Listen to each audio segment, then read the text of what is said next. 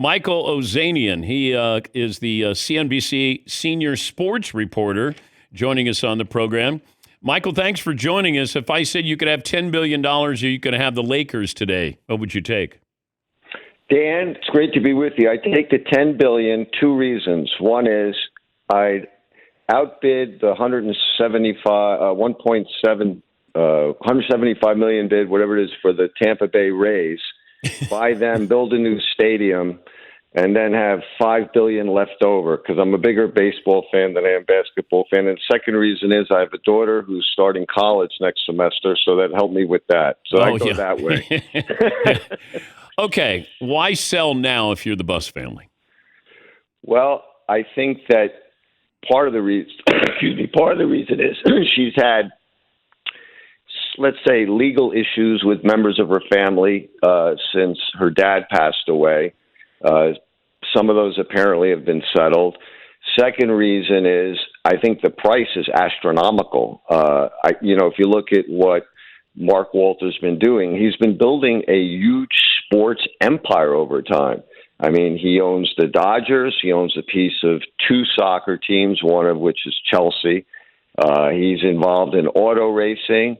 So he's the primary financer of the Women's Professional Hockey League. And so he had the right of first refusal since he and Todd Bowley came in about 3-4 years ago and bought a 26% stake. So, there were probably other people out there sniffing around, and Jeannie Buss said, look, you have the right of first refusal. He said, what would it take? He's got access to tremendous financing with his ties to Guggenheim. He's got another investment firm, I think it's called TWG Capital. So he has the means by which to buy this team. So, people thought he was nuts, including me, when he plopped down $2 billion for the Dodgers many years ago. And everyone said, what are you doing? That's a crazy price. Well, looking back, it's not. And he's had tremendous success with the Dodgers. So I think from his standpoint, the Lakers, an iconic brand, once in a lifetime opportunity, and it's a fit into a larger scheme, which is building this huge platform of tremendously valuable intellectual property, which guys like you and I call sports.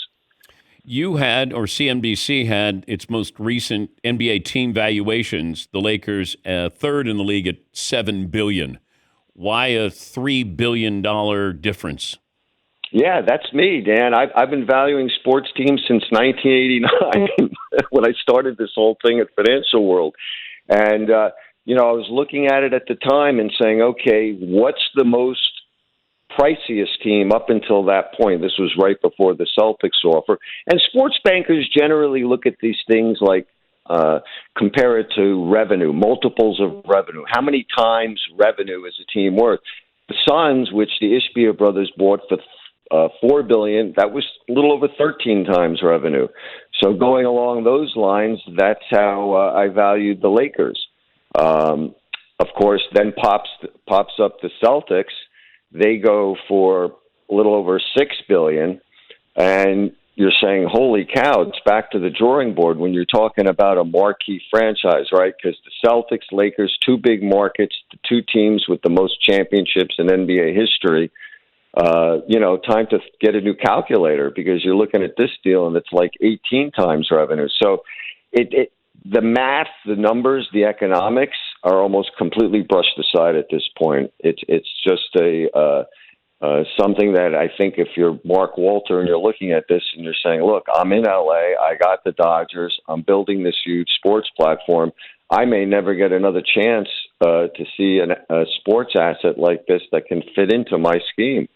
And, I think if you're looking at the people that are, potentially winners, the collateral winners from this, I think maybe you got to look at Golden State and say, they've been looking to sell, exploring the sale of a minority stake in their team. And they're in a much better situation in a way because they controlled their building's economics. They own the building, they get all the ancillary revenues, concerts, and all that stuff. whereas the Lakers are simply tenants. Anschutz owns that building. Him and the Los Angeles Kings, which he owns, gets the lion's share. And this goes to the Celtics, too, because with the Celtics, everybody was scratching their head and saying, holy cow, it's the owners of the Bruins that control that arena. The Celtics are simply tenants. Their arena economics are not good at all. So, arena economics considered, a key driver in the pecking order aside from market in terms of franchise value within the leagues. And this just blew that away. When I saw the ESPN story on this, Dan, yesterday, I immediately tweeted to all my sports banker friends and people that I knew that were either executives with sports teams or own sports teams. And to a person, they all came back, and there were two things that they said they knew nothing of this beforehand. They were completely surprised. And the second thing was, wow, they could not believe the price. What is the most valuable sports franchise in the United States? Got to be the Dallas Cowboys. I valued them when we did the NFL at CNBC a year ago at $11 billion. As we've seen over the past year, there's been a few NFL teams that have sold minority pieces.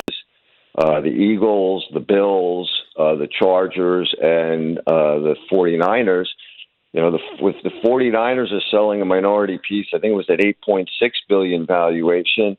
You got to think the next time we value the NFL, the Cowboys are going to be much more than $11 billion. And some other teams that are looking to sell pieces now, like the Bears, the New York Giants. I mean, I think you're going to see these prices, continue to go up. And, I started off by saying I started doing this in 1989, Dan. I remember the first time I did it, and I did all the leagues at once, and the most valuable team was the New York Yankees at $250 million, I think it was. And of course, the Steinbrenner group had bought the team for, I think it was $8.8 million in 1973. And I remember saying to a sports banker, a guy, I think he was at one of the big 8 accounting firms at the time, like Ernst & Young or Deloitte, one of those. And I said, can this appreciation continue? And he said, no way. He said, because TV rights aren't going to continue to go up. And of course, the exact opposite's happened, right? Look at the NBA's new TV deal. It's 2.6 times bigger than the deal that ended this past season. So, it's extremely valuable content. And increasingly, I know I mentioned sports empires with Walter, but the trend is, what we're seeing is these investors that own teams continue to increase their stakes in multiple sports and multiple leagues. You look at Kroenke, he owns, the Rams, the Avalanche, the Nuggets, he owns Arsenal. Then you got the geographically centered empires like Ted Leonsis. He owns the Capitals, the Wizards, the arena down there, WNBA team. I mean, these guys, they all have two things in common. They're really smart, and they have the money to put these rare assets together. And I think we're going to see this trend continue, Dan. Great to talk to you, Michael. We appreciate the insights. My pleasure, Dan. Anytime. That's Michael Ozanian, the CNBC senior sports reporter.